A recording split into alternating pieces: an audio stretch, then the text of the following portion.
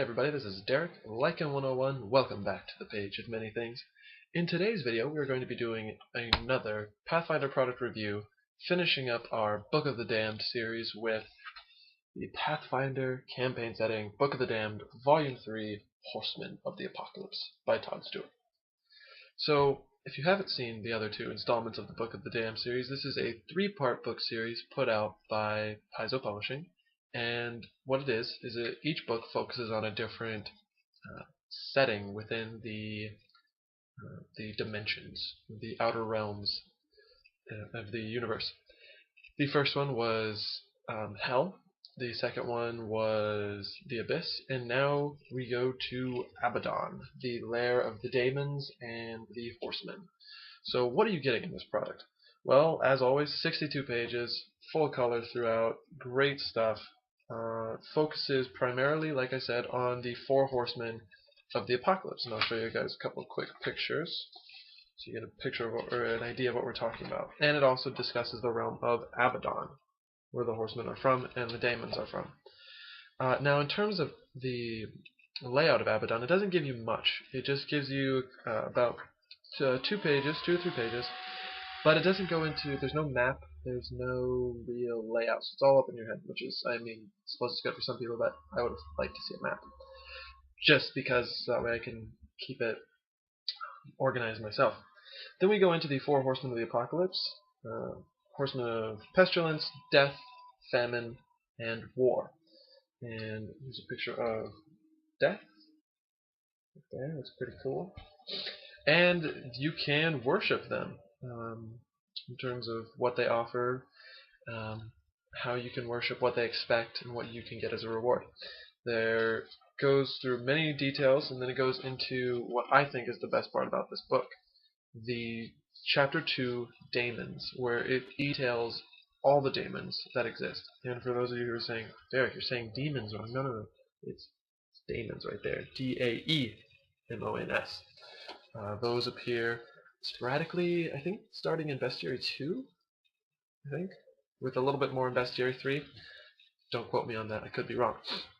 But it goes through and lists off at least 16 to 20 different daemons, excuse me, ranging from the Kakoa daemon to the Olethro daemon. And I must say, this is it's not as mature in terms of content as Volume 2, Lords of the Abyss was, where that got into some more M-rated content. I would say this is PG-13 to R rating at times. For example, there's a demon, I won't show the picture just because it's kind of creepy. It's a little girl, and her throat's been cut, and there's like little teeth inside of it, and it's creepy. So, yes, if you're looking for horror to throw into your campaigns, this is the way to go.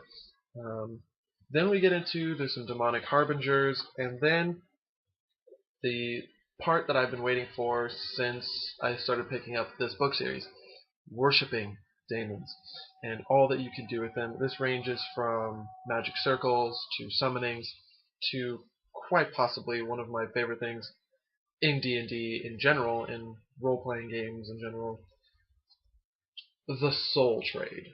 And this details rules for the buying and selling of souls to different entities. And while I kind of disagree on the price range for souls, for example, a mindless soul is worth 10 gold, and that's basically the essence of a vermin, ooze, other such unthinking creature. Animal spirits are worth 25 gold. A basic soul is worth 100 gold. A noteworthy soul, 500 gold. Then a grand soul is 1,000 to 5,000 gold, with a unique soul being priceless. So every time I read prices, I think of that MasterCard commercial where it's like, in this case it'd be mindless soul or mindless spirit, 10 gold, basic soul, 100 gold, and then the price of selling a unique soul, priceless. So just a funny little joke, guys. Sorry if it's not that funny, but just something to help me remember all about the souls. But looking into this, in terms of my setting, I run it, and I'm trying to get it so it runs copper-based is the most that people usually get, and then silver for the middle class merchants, gold is for wealthy citizens, platinum is for the kings and queens, etc. So in terms of that, I would leave the standard in gold for spirits, and then people start selling spirits, and then that's a quick way to jump up into the ladder of the upper crust of society.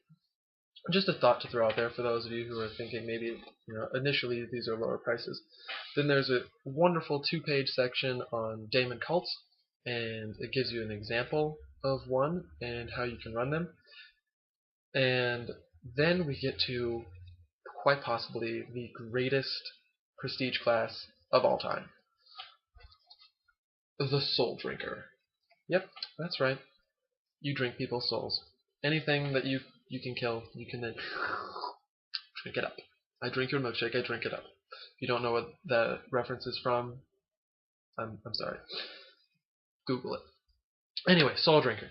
10 levels for Prestige class. Obviously, you get a Krakoa Demon Familiar, a Demonic Patron, Damned, Energy Drain, Soul Pool, Summon Krakoa Demon, a Lesser Oblivion, Energy Drain 2 levels, Oblivion, Summon Sutoa Daemon, and Greater Oblivion.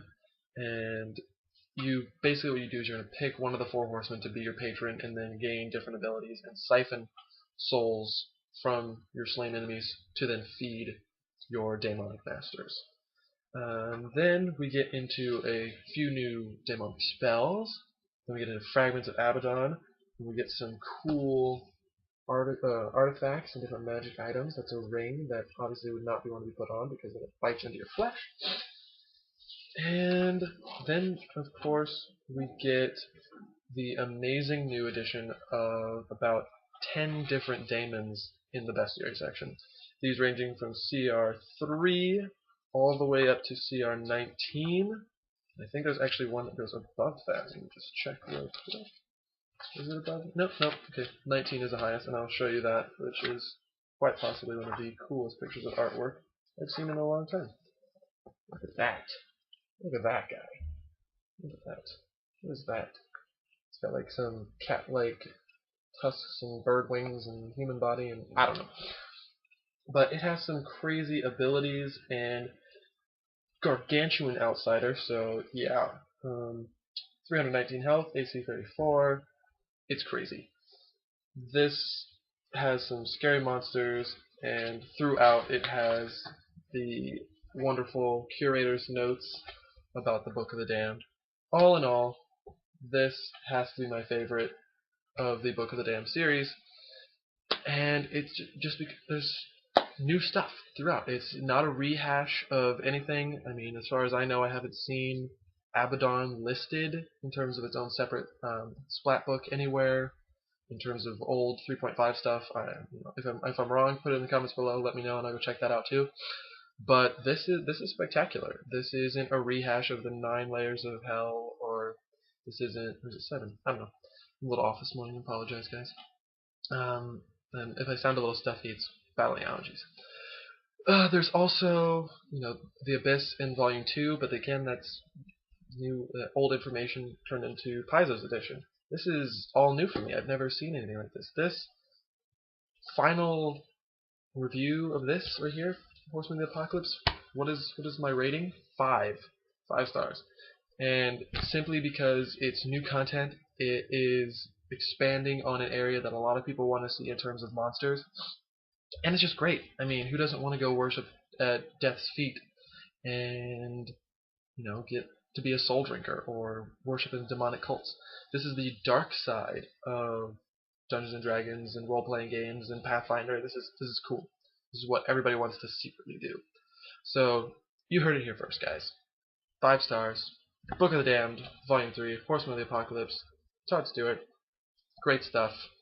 That will wrap up the Book of the Damned series in terms of these reviews. Thanks for watching, guys. Got more coming down the pipeline in terms of reviews.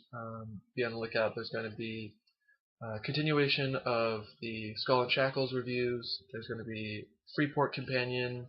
And then we're going to start getting into a couple of reviews that aren't about Pathfinder. So I'll keep those a secret.